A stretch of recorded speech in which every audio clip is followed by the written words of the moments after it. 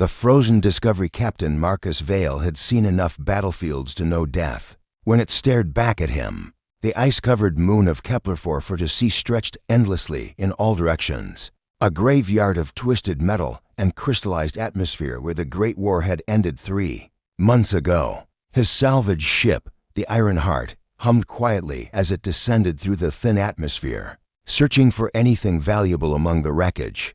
The war between humans and the Zephyrian Empire had lasted 7 brutal years. Both sides had fought with everything they had, leaving entire star systems in ruins. Marcus had lost his wife and daughter when the Zephyrians bombed Earth's colonies. He'd fought in the final battle here on this very moon, watching thousands die in the frozen wasteland below. Now he scavenged what remained, trying to make enough credits to start over somewhere far. From the memories, the scanner beeped softly, detecting movement among the debris field. Marcus frowned, adjusting the sensors. Nothing should be alive down there. The temperature was -40 degrees, and the atmosphere was too thin to support most life forms. Yet something was definitely moving. He landed the Iron Heart near a cluster of destroyed Zephyrian fighters, their once proud hulls now twisted sculptures of ice and metal. Pulling on his environmental suit, Marcus grabbed his plasma cutter and emergency kit.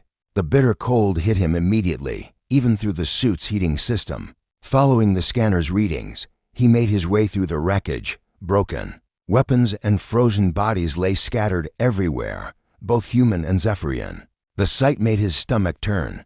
So much death, so much waste. Then he found her. The Zephyrian female was huddled inside the remains of a crashed transport, her blue-scaled skin almost white from the cold. Her breathing was shallow, creating tiny puffs of vapor in the frigid air. She wore the simple robes of a civilian, not a warrior. Her large, amber eyes tracked his movement as he approached, showing fear but no aggression. Marcus stopped, his hand instinctively moving to his sidearm. This was the enemy. These were the people who had killed his family. Every fiber of his being screamed for revenge. But as he looked at her, he saw something that made him pause. She was holding something against her chest, protecting it even. In her dying moments, it was a small bundle of cloth, and from within came the faint sound of crying. A baby. She was protecting a baby. The Zephyrian woman's eyes met his, and in them he saw the same desperate love he'd felt for his own children, the same fierce protectiveness that had driven him to fight in this war. She was a mother, just like his wife had been. Marcus holstered his weapon and knelt beside her, his decision made before his mind could object. The choice that changed everything. The Zephyrian woman's name was Valara. Though Marcus learned this much later, in that moment, communication was limited to gestures and the universal language of desperation. She was dying, and they both knew it. The cold had already claimed too much of her strength, and her breathing grew more labored with each passing minute. Marcus worked quickly, using his emergency medical kit to stabilize her as best he could.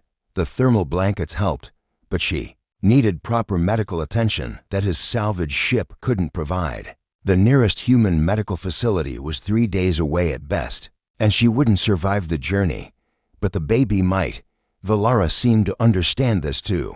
With trembling hands, she unwrapped the bundle she'd been protecting. Inside was a tiny Zephyrian infant, no more than a few weeks old. Its scales were the soft purple of newborns, and its eyes held the bright intelligence of its species. Despite everything, it was healthy and strong. She looked at Marcus with those amber eyes, and without words, he understood what she was asking. She was begging him to save her child. Marcus stared at the infant, his mind racing. This was insane. He was a human, a former soldier who had fought against the Zephyrian Empire. Taking care of an enemy child would make him a pariah among his own people. He'd lose his salvage license, his ship, everything he'd worked to rebuild. But as he looked at the baby, he saw something else. He saw innocence. This child hadn't chosen to be born into war. It hadn't killed anyone or destroyed any worlds. It was just a baby who needed someone to care for it. Marcus made his choice. He gently took the infant from Valara's arms, wrapping it in his own thermal blanket. The baby gurgled softly, its tiny hands reaching for him. Valara's eyes filled with tears of relief and gratitude. She spoke in her native language. Words he couldn't understand but whose meaning was clear. She was thanking him. Marcus tried to convince her to come with them, to let him take her to medical help, but she shook her head weakly. She was too far gone, and they both knew it. Instead, she pressed a small device into his hand, a Zephyrian data pad with what looked like family photos and personal information, everything he would need to know about raising her child. Valara lived long enough to see Marcus carry her baby safely to his ship. She died peacefully, knowing her child would survive. Marcus buried her in the ice, marking the grave with a simple stone cairn. It was a small gesture, but it felt important. As the iron heart lifted off from the frozen moon, Marcus looked down at the sleeping infant in his arms. The baby had stopped crying and seemed content, somehow trusting this strange human who had become its guardian. Marcus had no idea what he was doing. He'd never raised a Zephyrian child before. Hell, he'd barely managed to raise his own human children. But as he looked at those innocent eyes, he knew he'd made the right choice. The war was over, but for Marcus Vale, a new chapter was just beginning. Learning to be a father again 3 months after leaving the frozen moon, Marcus had transformed his salvage ship into something resembling a home. The cargo bay now held a makeshift nursery, complete with a crib he'd built from salvaged materials, and a collection of toys he'd traded for at various space stations. The baby, whom he'd named Zara after his deceased daughter, was growing fast. Raising a Zephyrian infant proved more challenging than Marcus had anticipated. Their dietary needs were different from humans, requiring specialized nutrients that were expensive and hard to find. Their sleep cycles didn't match Earth Standard Time, and they communicated through a complex series of clicks and whistles that Marcus was slowly learning to understand. But the biggest challenge wasn't physical, it was social. Word had spread through the salvage community about Marcus and his unusual passenger. Some viewed his actions with suspicion, questioning his loyalty to humanity.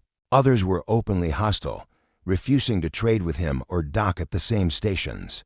He'd lost several lucrative contracts when clients discovered he was raising a Zephyrian child. The worst incident happened at Outpost 7, a rough trading station on the edge of human space. Marcus had docked to buy supplies and have his ship's engines serviced. He'd left Zara sleeping in the nursery, protected by the ship's security systems. While he conducted business, he returned to find 3 men trying to break into his ship. "We're doing you a favor, Vale," said their leader, a scarred ex-marine named Briggs. "That thing in there isn't natural. It's an enemy weapon, programmed to turn on you when it gets older." Marcus had faced down Zephyrian battle cruisers during the war, but nothing had ever made him angrier than seeing these men threaten Zara. He'd fought them off, but not before they'd damaged his ship's hull and frightened the baby terribly. That night, as he held the crying infant and tried to soothe her fears, Marcus wondered if he'd made a terrible mistake. Maybe he was being naive. Maybe the galaxy wasn't ready for this kind of forgiveness. But then Zara looked up at him with those bright amber eyes and made a sound that almost sounded like Papa. In that moment, Marcus knew he'd keep fighting for her, no matter what the cost. The breakthrough came when they reached the neutral trading hub of Haven Station. The station master, an elderly woman named Captain Torres, had heard about Marcus and his situation. Instead of turning them away, she offered him a proposition.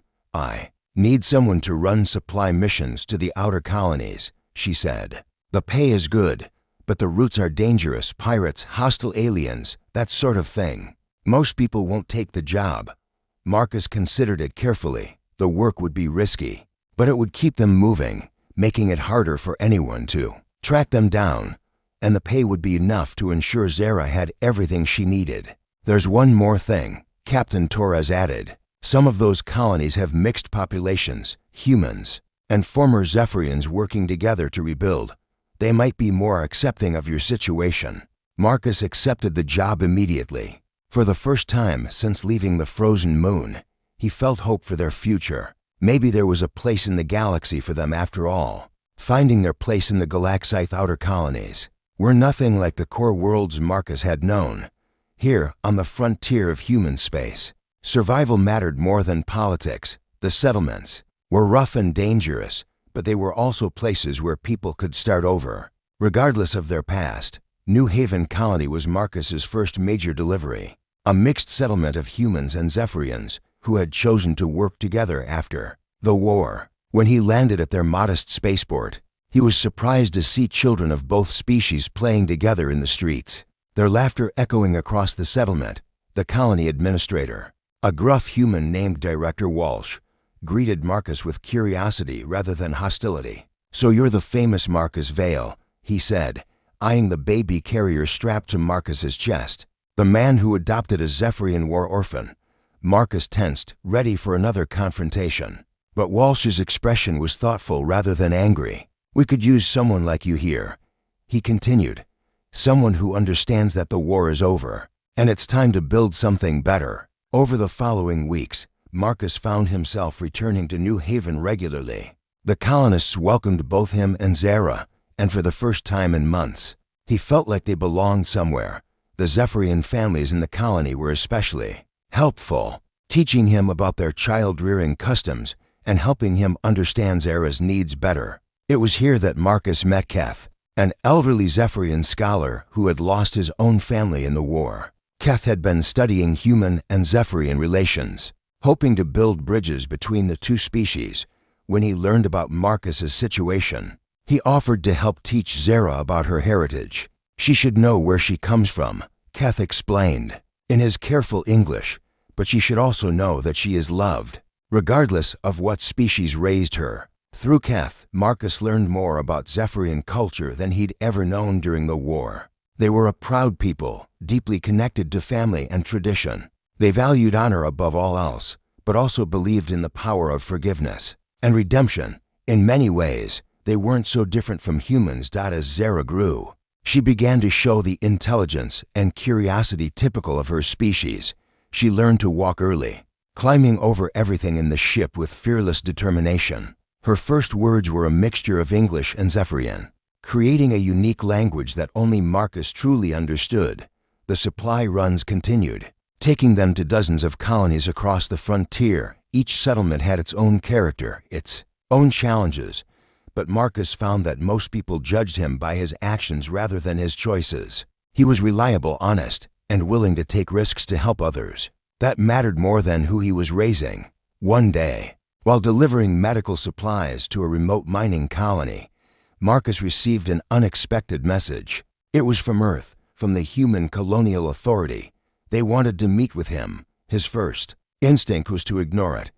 Nothing good had ever come from dealing with bureaucrats and politicians. But the message was signed by Admiral Chen, a woman Marcus had served under during the war. She had been fair and honorable, one of the few officers he'd truly respected.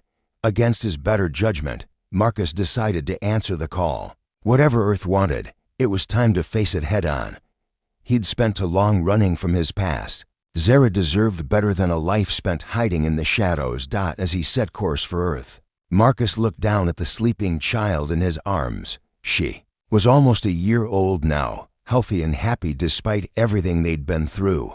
Whatever came next, he would face it with the same determination that had carried him through the war. They were going home. The legacy of Love Earth looked different than Marcus remembered. The orbital stations were busier, filled with ships from dozens of different species. The war had ended not with conquest, but with exhaustion. Both sides had realized that continuing to fight would only lead to mutual destruction. Now, 3 years later, the galaxy was slowly learning to heal. Admiral Chen met Marcus at Luna Station, the massive orbital facility that served as Earth's primary spaceport. She was older than he remembered, her hair now silver, but her eyes still held the sharp intelligence that had made her such an effective commander. "Captain Vale," she said, extending her hand. Or should I say, former Captain Vale. Marcus shook her hand, Zara sleeping peacefully in his arms. "Just Marcus now, Admiral. I'm not military anymore." Chen smiled, looking down at the child. "This must be Zara. She's beautiful. What do you want, Admiral?" Marcus asked, cutting straight to the point. "I know you didn't call me here just to chat." Chen's expression grew serious.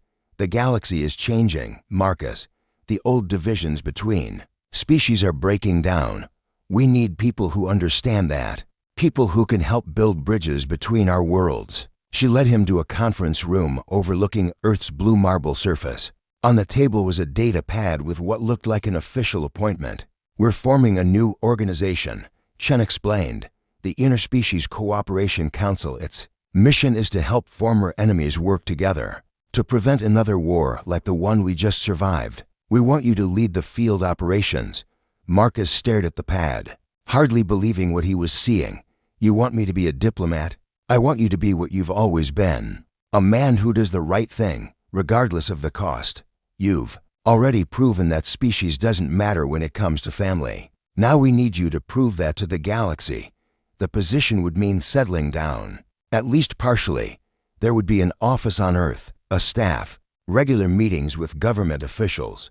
It was everything Marcus had tried to avoid since the war ended, but it was also a chance to make a difference, to ensure that other children like Zara wouldn't grow up in a galaxy divided by hatred and fear. Marcus looked down at Zara, who had woken up and was looking around the room with curious eyes. She babbled softly, reaching for the stars visible through the viewport. She was happy, healthy, and full of potential. She represented everything good that could come from the peace they'd all fought so hard to achieve. "I'll take the job," Marcus said finally, "but I have conditions." Chen nodded. "Name them." "Zara comes with me everywhere. She's not just my daughter. She's proof that former enemies can become family. The galaxy needs to see that." "Agreed. And I want Keth on my staff. He understands both cultures better than anyone I know." "Also." "Agreed." Marcus signed the appointment, knowing his life was about to change completely. But as he looked at Zara, he realized it had already changed the moment he decided to save her from that frozen moon. 5 years later, Marcus stood before the Galactic Assembly, Zara, now a bright 6-year-old, playing quietly at his feet. He was presenting the latest cooperation agreement between human and Zephyrian colonies, another step toward permanent peace. In the audience, he could see representatives from dozens of species, all working together toward a common goal. The galaxy was far from perfect, but it was healing. And at the center of it all was the simple truth that love could overcome hatred, that family could be found in the most unexpected places. Marcus had given up his old life to save one alien child. In return, he'd found a new purpose, a new family, and a new hope for the future. It was, he thought, the best trade he'd ever made.